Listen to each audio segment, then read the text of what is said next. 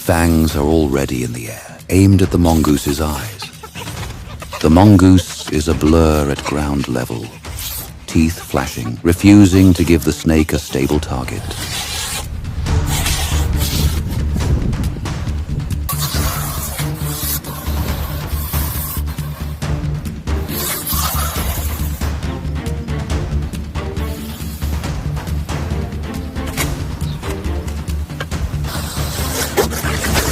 The cobra rises with its hood flared, coiled tight, saving its strike. The mongoose stays low and tense, head tilting, hesitating, waiting for the first mistake.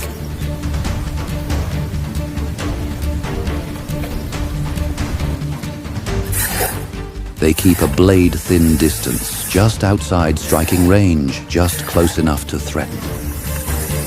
Each step forward is answered by a step back, guarding that deadly gap.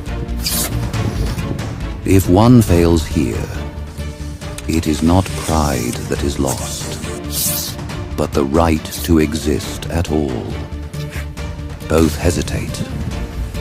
The mongoose leans forward, just a breath of motion. The cobra backs up at once, sliding away, hood still high, preserving space like a shield.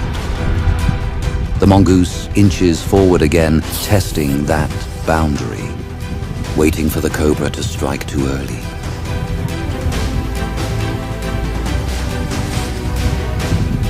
The mongoose breaks the stillness and lunges forward. Still half hesitating, testing the cobra with a first cautious attack. Now the cobra darts in again, trying to catch the muzzle on the return. But the mongoose doesn't give it the chance. They lock eyes, then the cobra launches. The mongoose hits all fours, sprints straight in, and snaps at the head. The rhythm changes. Hesitation is gone now. And the fight tightens into something harder. Faster, more desperate.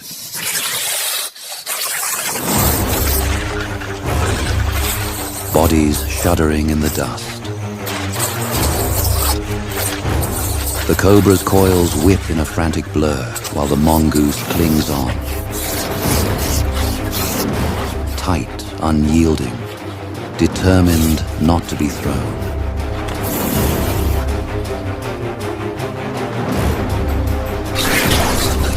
The mongoose attacks again, and again.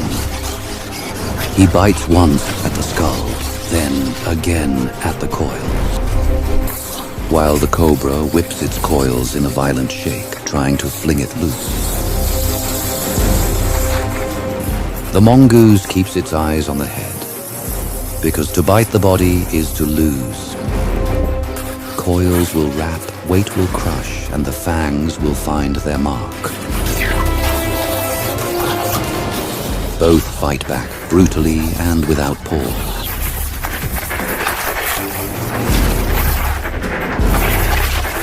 The mongoose clamps its jaws onto the cobra's skull. Just behind the head, where control begins. Teeth punch through scale, a grip like a vice. The cobra bucks and whips its coils, trying to tear the bite loose.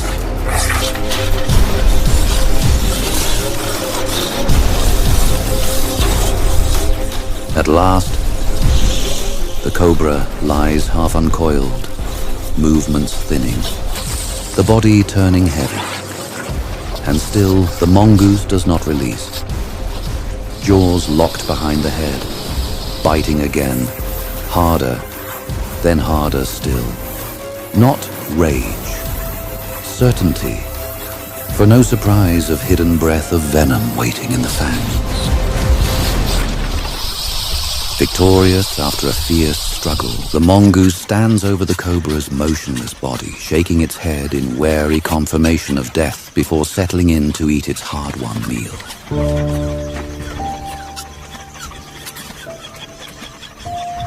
Across the grassy savanna, from grazing herds to stealthy predators, Every movement is part of a living system where survival depends on timing, instinct, and balance. The mongoose eases its head out of a tree cavity and pauses. View widens to open savanna, where cover is scarce. A mongoose lays nearby a meerkat, close enough to touch. Within the mongoose troop, the work of parenting is shared. Nursing females provide communal care for the newest members of the group, and the pup's best chance is often the safety of the group, not a single mother. Meerkats, close relatives, live in highly organized social structures. They are among the most vigilant of all savanna residents.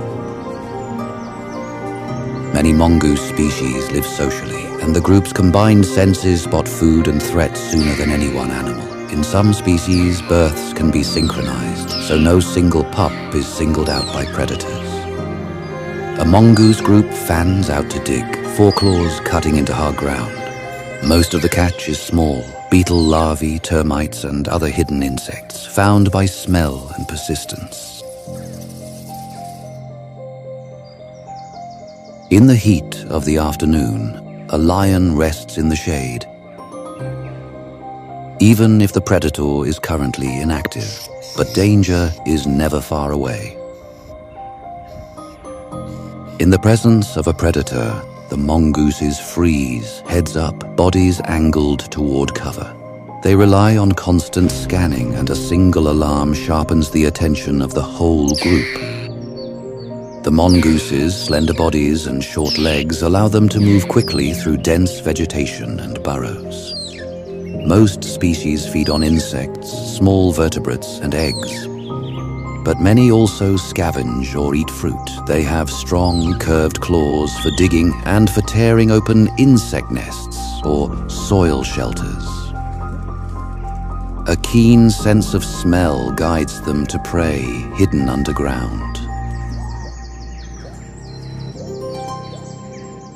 A mongoose climbs onto a warthog and picks at its skin. Ticks and insects are a concentrated meal, or rock crevices serve as shelters from both heat and predators.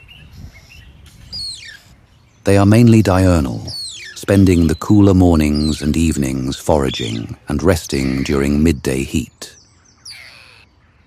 For these small beings, each day's survival depends on teamwork, vigilance, and a finely tuned awareness of their surroundings.